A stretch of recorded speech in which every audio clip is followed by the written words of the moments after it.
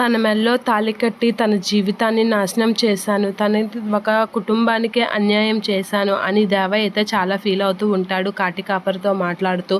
అలా కాటికాపరితో మాట్లాడేసరికి అతనైతే వింటూ ఉంటాడు. నేను చాలా పెద్ద తప్పు చేశాను. తన కూతురు మెడలో తాళి కట్టి ఒక తండ్రికి క్షోభని ఇచ్చాను. ఒక తల్లిని కడుపు కోత మిగిల్చాను అని చెప్పేసి చాలా దీనిగా ఫీల్ అవుతూ ఉంటాడు దేవ. నేను తన మెడలో తాళి కట్టడమే నేను చేసిన అతి పెద్ద తప్పు అని చెప్పేసి బాధపడుతూ, నేను ఇంత పెద్ద తప్పు చేశానో, నేను చాలా పెద్ద తప్పు చేశాను అని బాధపడుతూ ఏడుస్తూ ఉంటాడు. అలా ఏడుస్తున్న దేవ దగ్గరికి అయితే సత్యమూర్తి వచ్చి పట్టుకుంటూ ఉంటాడు. అలా పడిపోతున్న దేవాన్ని పట్టుకొని, నాన్న నన్ను క్షమించండి, నేను ఒక కూతురు జీవితాన్ని తీసేశాను. ఒక తండ్రి కూతురే జీవితంగా పెరిగిన కూతురిని తాళి కట్టి తన జీవితాన్ని తీసి తండ్రికి క్షోభని మిగిల్చాను.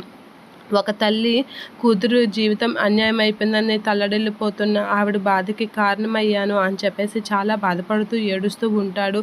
వాళ్ళు కూతురే ప్రాణంగా పెంచుకున్న ఒక అమ్మాయి జీవితంలో కోపంలో తన మెడలో తాళి కట్టి చాలా పెద్ద తప్పు చేశాను.